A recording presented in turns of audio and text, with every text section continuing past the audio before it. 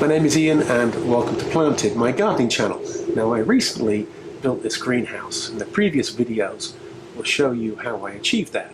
But in this video I want to talk to you about saving your summer plants ready for next year. Now, things like petunias are widely available and there's little reason to need to save them through the winter so that you can use them for next year.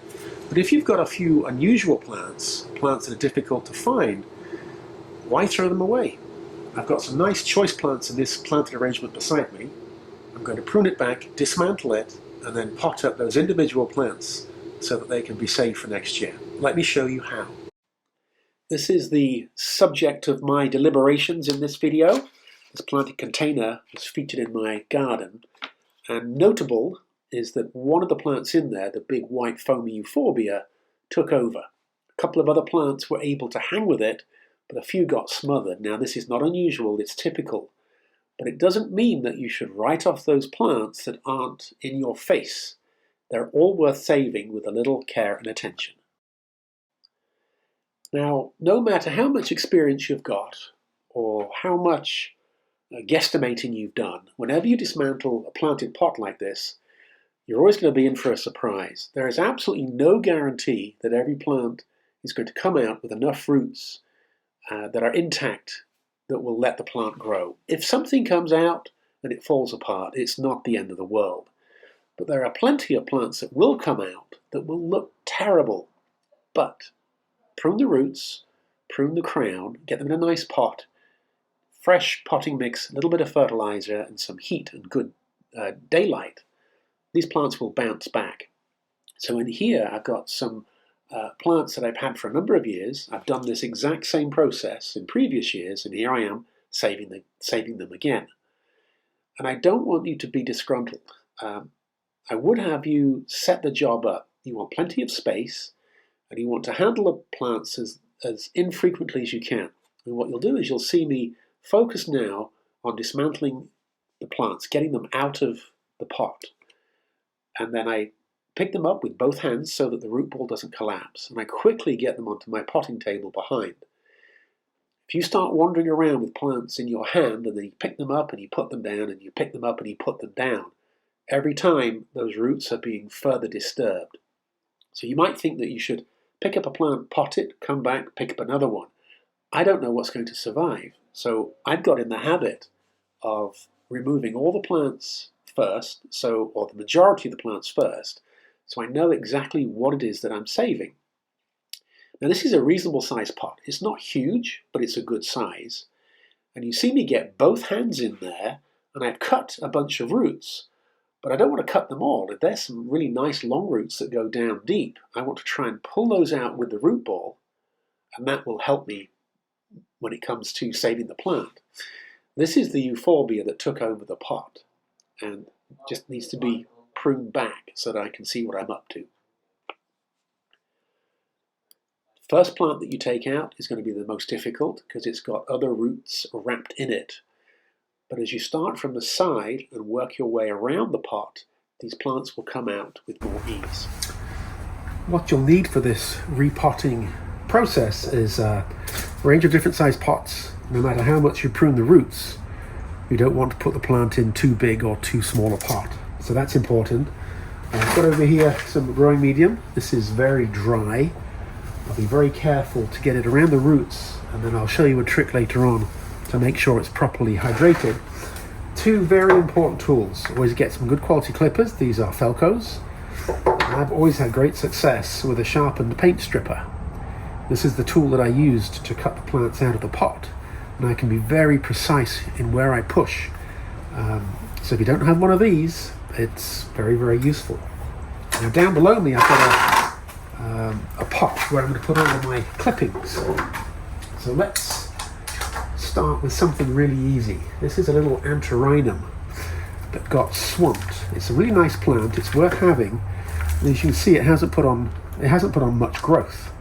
So I'm not going to prune it back, and it has dried out quite substantially.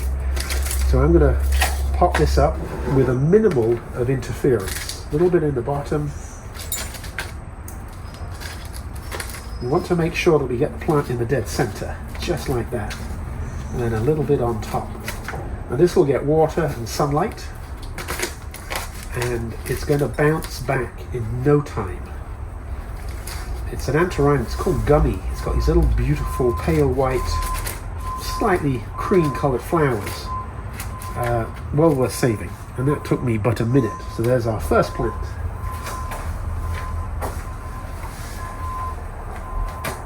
Let's see what else we've got.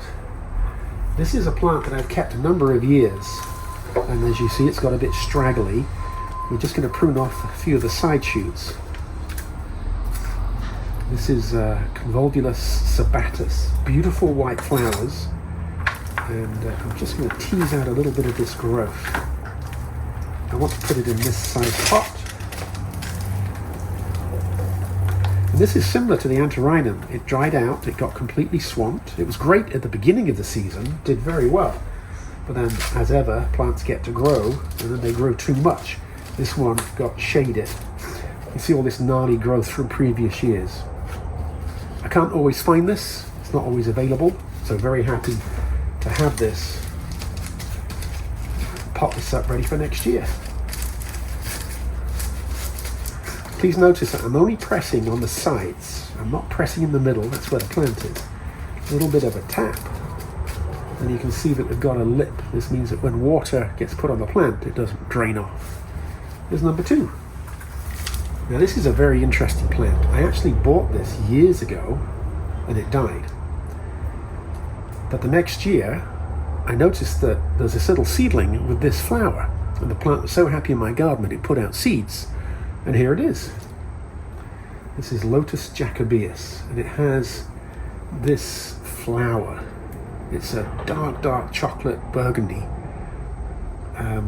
beautiful. But this one yet again got overwhelmed with plants around it. Now this is where a little bit of root pruning is going to come in handy.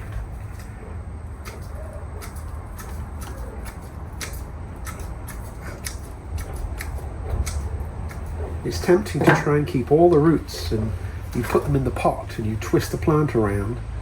You're not really helping. Now I'm using this to demonstrate a point. This is the lotus, it was planted, and this is an hour later, and you can see that the foliage is drooping. And I did this to make the point that you need to get in the habit of pruning back the crown or prune back the head by about 50% on many plants. The reason is that we've just cut the roots, and the roots have been removed from its original pot, and they don't take up water as efficiently as they used to. By reducing the above ground growth, you get the plant in balance.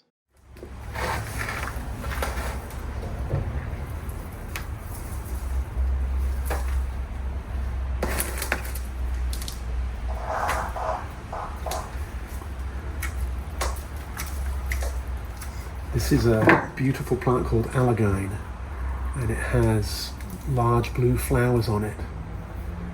I had a few this year, not as many as I would have wanted, but plants alive, well worth saving.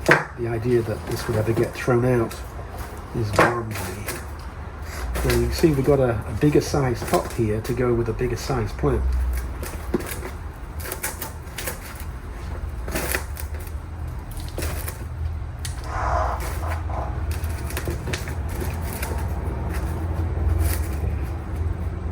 I want this area here to be the top of the potting medium.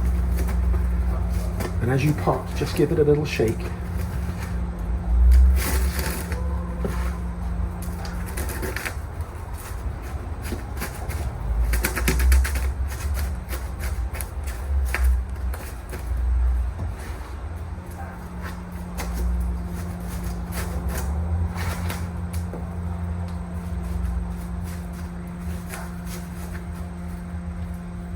Not too full, and we have that lip around the edge. Now what I might try and do with this one is actually take some cuttings of it, let it put out some roots, let it get on some new growth, and then these higher parts could well become some cuttings that we'll have a bit of a practice on. Now this is the ribbon plant. This is a wonderful example of something that you would absolutely only find on occasions, and when you find it, you're reluctant to throw it out. I love this foliage. Looks like ribbons. Almost could be an extra in a dinosaur movie. Do take time and effort and have a wide range of different pot sizes. I save pots and I always try and keep a wide range of sizes so that I can match it to the plant. Now I saved this for last because there's something special about this plant, and that is that mixed up in it is a really choice plant. You can just about make out this growth here. The chances of me being able to save it are quite slim, but we're going to give it a go.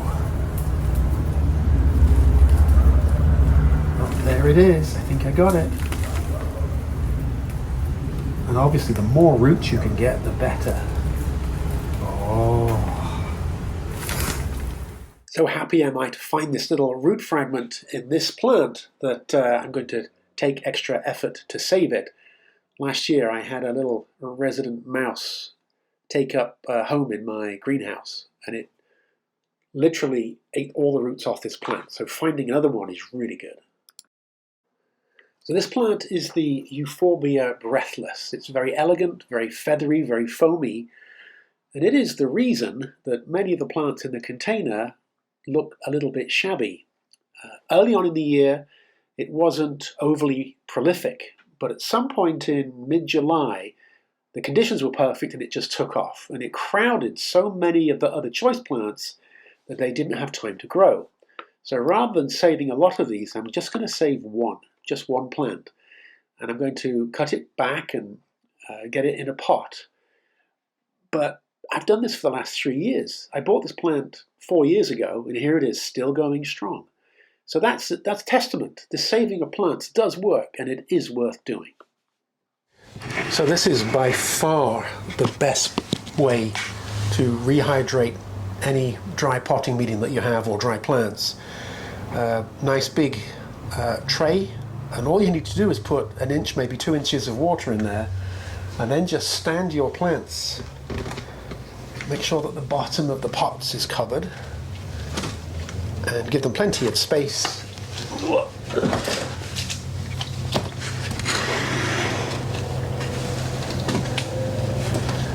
The root pruning that we did, the new potting mix, not the old potting mix, but the new potting mix, will allow the plants to have more oxygen to the roots, better supply of water. And in this new greenhouse, that also means that the temperature is correct. So these plants are going to thrive. We'll come back to these in future weeks and you can start to see the growth on them. Many of these plants could be used as houseplants. If they get in the 65-70 range, the warmer temperature, they'll put out lots of growth and need lots of watering.